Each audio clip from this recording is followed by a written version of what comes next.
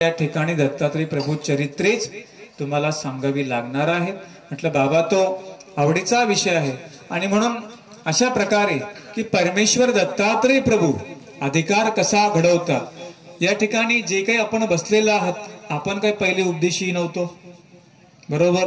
हे कुणाची मनोकामना पूर्ण झाली, कुणाचं दुःख पूर्ण झालं, आपण दत्तात्रय प्रभूंकडे येत राहिलो, सेवा करत राहिलो. सेवेने अडथळे दूर होत गेले, सेवेने योग्यता होत गेली आणि आपला जो मनोरथ आहे आमच्या दत्तात्रय प्रभूंनी पूर्ण केलेला आहे हे तर आपण चरित्रामध्ये पाहतो. तुमच्याही जीवनामध्ये प्रत्येकाला त्या गोष्टींचा अनुभव मात्र आहे ना. तुम्हाला अनुभव, अनुभव कधी येतो? सेवा केली, स्मरण केले, दास्य केले की त्या गोष्टींचा अनुभव आपल्याला येत असतो. आपण काल कार्तवीर्य बघितलेला आहे, आज आपण पाहणार आहोत तो म्हणजे अर्लक राजा. एकुदी महादायसी सर्वज्ञासी प्रश्न केला, अर्लका तापहानी प्रसंगे सिद्धत्वानी प्रशंसा. एक दिवस महादायसाने स्वामींना प्रश्न केला, जी जी अर्लकासी दत्तात्रय प्रभू ब्रह्मविद्या उपदेशली ऐसे पुराणिक बोलताती. महादायसा पुराण ऐकायला जायच्या, ऐकून आल्यानंतर देवाला प्रश्न विचारायच्या. म्हटले जी देवा, पुराणामध्ये सांगितलं दत्तात्रय प्रभूंनी अर्लकाला ब्रह्मविद्येचा उपदेश केलेला आहे. सर्वज्ञे म्हणतले आती बाई. स्वामी सांगतात हो बरोबर आहे.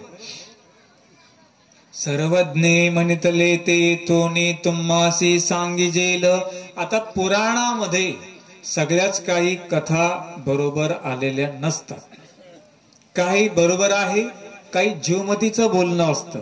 पण स्वामी सांगतात बाई आता आम्ही तुम्हाला सांगतो अर्लक राजा ठिकाणी कसे आलेत ते. तेथीचा ऋतुध्वज राजा तयाची राणी मदळसा. तेथीचा अर्लक नगरीचा ऋतुध्वज राजा होता, त्याची पत्नी होती राणी मदळसा.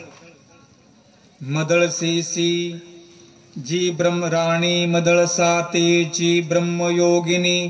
तिचा जो पुत्र होय 16 वर्षा ब्रह्मविद्या उपदेशी. ते सांगतात की 16 वर्षा मुलगा झाला की राणी मदळसा त्याला ब्रह्मविद्येचा उपदेश द्यायचे.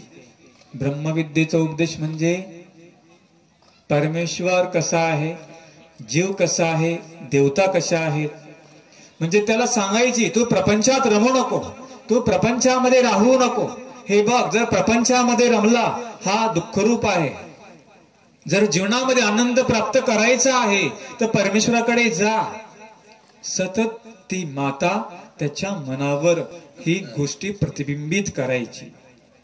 उदाहरणार्थ आपला मुलगा आहे, आपण जर त्याला लहानपणापासून शिकवू ना, देवपूजा कर, दंडवत घाल, दंडवत कर, तुम्हाला कधी शिकवावं लागेल? लहानपणी. सकाळी बाबांनी काय सांगितलं? तुमच्या मुलींना उपदेश द्या. मुलांना तर द्या पण मुलींना पण द्या. का बरं द्या? देताना त्यांना धर्मशिदोरी द्या. फक्त प्रॉपर्ट्या पाहू नका, गाड्या पाहू नका, ते पोरं पाहू नका. त्या सुद्धा मुलाचे संस्कार बघा आणि तुमच्या मुलीला पाठवत असताना तिला उपदेश द्या. कोणाचं काम आहे? आपलं काम आहे. आपण काय म्हणतो? तिला नवरा कसा भेटल तुम्ही म्हणता. हे आपण काळजी करायची का? काळजी करणारा कोण आहे? तरी का बरं अडचणी आणता? मग एवढं तर कळतं परमेश्वरी, तरी पण अडचण आणायची नको नको. आजीच सांगते नातीला, काहीतरी डोक्यात खुसपड घालून देते. अरे भेटायचा कसा भेटल? आमची पोरगी जर तिकडे गेली ना, तिच्यात धमक असेल, सगळं घर उपदेशी करते. बाबाने सकाळी प्रमाण दिलं. बाबांच्या सत्संगामधले काय सर आपलं नाव? हे बघा, हे राजेश काटकर आहे. बाबांच्या समवेत पंचकृष्ण प्रबोधन परिषदेमध्ये दोघही पती पत्नी चांगल्या प्रकारे काम करतात. ग्रस्ते असून अभ्यासू आहेत. वेगवेगळ्या भागात जाऊन सत्संग घेतात. अनेक मुली त्यांनी प्रवृत्त केल्या आणि गुरुजी म्हणजे बाबांकडे नेऊन त्यांना त्यांनी उपदेश दिलेला आहे. ह्या गोष्टी फार महत्वाच्या असतात. म्हणून लहानपणापासून आमच्या मुलावर आमच्या मुलीवर या गोष्टी प्रतिबिंबित केल्या पाहिजे. एखादी सून जर आपल्या नवीन घरामध्ये येते, तिलाही सांगितलं पाहिजे की ते 6 महिन्यानंतर तुला या धर्मामध्ये यावं लागेल. लगेच घाई करू नका बरं का. आल्यानंतर तिला सांगायचं काय, तुझं राहिलं का उपवास, तापवास, कुठला नवस मिटून घे. नंतर तुला आमच्या देवाचं व्हावं लागेल. तिला करायचंय, मुलीला पण द्यायचा धर्म, तिला पण द्यायचा आहे. कशामुळे? आपण सुरक्षित राहिलो पाहिजे. नाहीतर तुम्ही करत बसता देवपूजा, ते राहतात अडाणी, आणि मग धर्म गर्दळतो. गर्दळतो म्हणजे काय? जी येणारी पुढची पिढी आहे ती काहीच करत नाही. धर्म ठप्प झाला ना, त्याला आपण कारणीभूत आहोत. म्हणून आपल्या मुली, आपल्या सुना यांना धर्मप्रवेश दिलाच पाहिजे. प्रत्येकाचं कर्तव्य. या ठिकाणी राणी मदळसा आपल्या मुलांना ब्रह्मविद्येचा उपदेश करायची, आणि तो मुलगा होता लगेच जंगलात निघून जायचा. कशासाठी? साधना करण्यासाठी. परपंचत्रम देव भेटतो का? भेटतो का सांगा? म्हणून सोडाय सांगितला ना, सोडाय सांगितला की नाही? मग का बरं सोडत नाही? म्हाताऱ्यांना विचारतो बरं का मी, तरुणांना नाही विचार. तुम्ही गडबडू नका. माझे प्रश्न आता जे रिटायर झालेत भरपूर या ठिकाणी बसलेत, सकाळी ते बाबा हे मस्त टाळ्या वाजू लागले, मी चांगली गंमत तुमची बघू लागलो. यांना वाटलं आम्हाला नाहीच काय की ते काही, तुम्हाला पण आहे. आणि म्हणून ब्रह्मविद्येचा उपदेश. ब्रह्मविद्येमध्ये काय आहे? जीव, देवता, प्रपंच आणि परमेश्वर 4 पदार्थांचं ज्ञान जे आहे ते ब्रह्मविद्येमध्ये केलेलं आहे. उपदेश करायचा. मुलगा रानात निघून जायचा. ऐसी 4 पुत्री राणा गेली. किती गेली? 4 पुत्र रानामध्ये निघून गेली. राणी मदळसा म्हटली का प्रपंचाला पाहिजे, राज्याला पाहिजे. त्यांनी सांगितलं आपण जे आलो तो प्रपंचाला नाही आलो, देवाने जे आणलेलं आहे ते तुम्हाला दुःखातून मुक्त करायचं म्हणून आपण आलो. म्हणून एखादा मुलगा जात असेल मार्गात जाऊ द्या, मुलगी जात असेल मार्गात जाऊ द्या. असते तुम्हाला 2-3 तर काही अडचण नाही. अडचण आणायची नाही.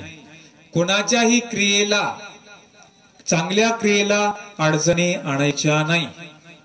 याला म्हणतात अनिष्टाच्या आडही नाही. एखादी चांगली क्रिया करतो त्याला क्रिया करू द्यायची, आपण आडवं यायचं नाही. जर एखादा चांगली क्रिया करत असेल, जो त्याच्या क्रियेला आडवं येतो, देव त्याच्यावर उदास होतात. कोणी राव, तो साधू राव, नामधारक राव, कोणी राव, सगळे झाले त्याच्यामध्ये. म्हणून क्रियेला आड येता कामा नाही. राणी मदळसा सांगायची आणि ते पुत्र निघून जायचे. काही एका ठिकाणी मी गेलो, म्हणे बाबा माझी मुलगी मार्गामध्ये गेली होती, मी तिला वापस आणलं, आणि वापस आणल्यानंतर त्या मुलीचा मृत्यू झाला. आजही ती बाई रडते. लक्षामध्ये ठेवा. कुठे गेली होती? देवाच्या मार्गात गेली होती. काय गरज होती का वापस आणायची? जर देवाची झाली असती, एखादी साध्वी झाली असती, धर्म प्रचार केला असता. पण अशा चुका आपण करतो. जरी कोणी जात असेल, अडचणी आणायच्या नाही. 1000मधला एक जातो, असं कोणी जातं का मार्गामध्ये? आता आम्ही तुम्हाला म्हणतोय तुमचं काहीच काम नाही घरी, तुम्ही घेणार का दीक्षा उद्या? नाही घेणार. आणि आपण निबरखटच तेवढी. तुम्ही देवाचं ऐकलं नाही, तुम्ही आमचं ऐकसाल का? आमचं म्हणजे देवाचं, आमचं नाही ऐकायचं. देव सांगतो ते ऐकायचं, हो की नाही? देव सुद्धा ज्ञान देऊन आपल्याला सोडून कुठे गेले माहितीये ना? उत्तरापंथी निघून गेले. सांगितलं, देवाने सांगायचं काम केलं. आता काय करायचं तुम्ही ते ठरवा. प्रत्येकाची ती स्वतंत्री आहे. आणि मग तुझा पत्ती पडेल.